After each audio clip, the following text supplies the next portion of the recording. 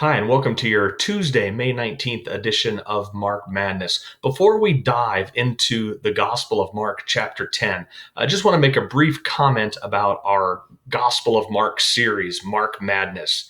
Today is going to be the last video that I'm going to post, at least for a short while.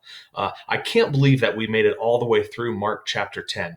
When we first started doing this, I was confident we'd get through maybe 2-3 chapters, and then things would slowly start to return back to normal. And boy, was I wrong. So I'm thankful that we've been able to walk through so much of the Gospel of Mark, and I would like to finish the Gospel of Mark at some point. However, as I look at this week and the next couple of weeks coming up, I got a couple sermons to prepare for and just some other things going on that'll make my life easier to focus on those. And it's important for me to do that. I do want to refer you to the Grand Ledge Baptist Church YouTube page or the Grand Ledge Baptist Church Facebook page, because starting next Monday, we're going to start a new devotional series in the Psalms. We're not going to have a specific devotional book that goes with it.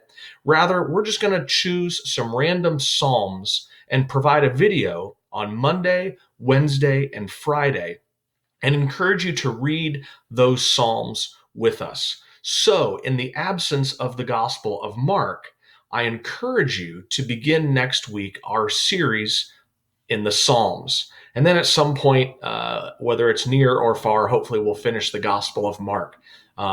But today, I do want to conclude Mark chapter 10 because it's important.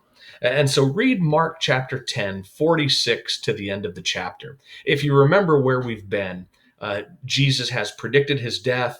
He's confronted them on different aspects of discipleship. And throughout the whole process, we've seen what knuckleheads the disciples can actually be.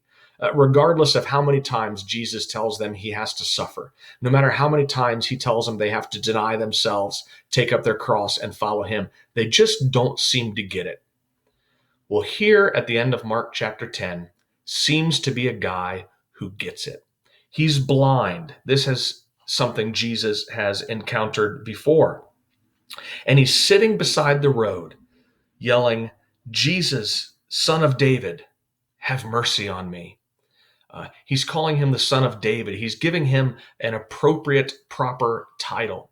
He's saying, "Have mercy on me. Do your work in my life." He's acknowledging what Jesus can do. And Jesus eventually approaches him and says, "What do you want me to do for you?" And the blind man says, "Rabbi, I want to see." "Go," Jesus said. "Your faith has healed you." Here's a man with simple faith. He knows whom to cry out to. He knows the power of the one he's crying out to. And he has faith that Jesus can do it. This man's faith is simple, yet appropriate. A great contrast compared to these great disciples who keep messing up. And it's Jesus' words to him are wonderful because he says, "Your faith has healed you." That word "healed" has several nuances in the original Greek. It does refer to medical healing. It may refer to being saved, like from the difficulties of a journey or a shipwreck or something like that. It also refers to our salvation, being brought back into relationship with God. And Jesus looks at him and says, "Your faith has healed you." There's kind of a double nuance there. Your faith has healed you physically. You can see. But your faith, since it's been appropriately directed to me, has saved you. It's brought you in to my family. Here's a disciple with good faith, focused on Jesus Christ.